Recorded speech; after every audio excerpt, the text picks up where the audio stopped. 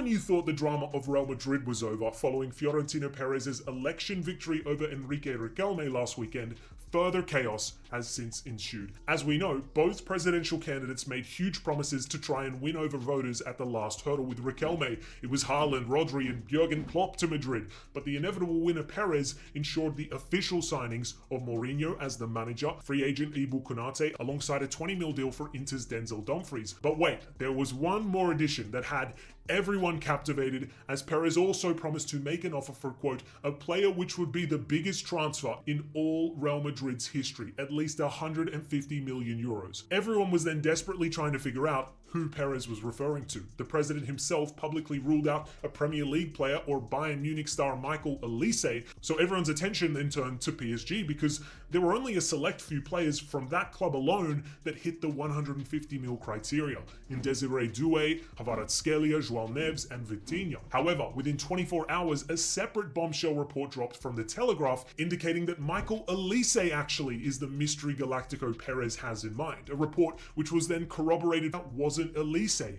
It was none other than Julian Alvarez of Atletico Madrid. Julian Alvarez is the mystery Galactico. So on the 9th of June, Real Madrid released an official statement announcing that they had made an offer of 150 mil for Alvarez, and that after reviewing and evaluating the offer, Atletico neighbors first by replying to Madrid's Comunicado Oficial with laughing emojis.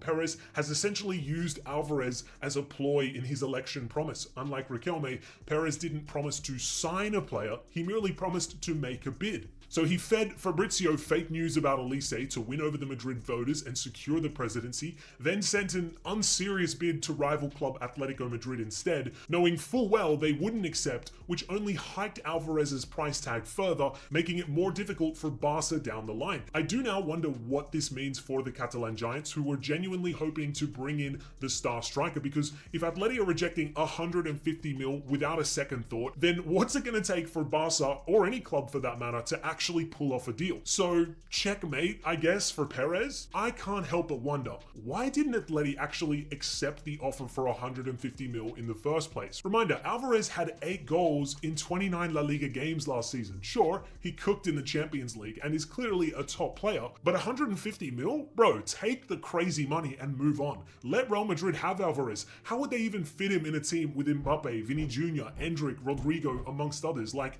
I know the market is ridiculously inflated, but 150 mil for a guy with less than 50 goals in over 100 games? In my opinion, Atletico have drastically overvalued Alvarez. But what's your take on the entire saga? Subscribe to my channel!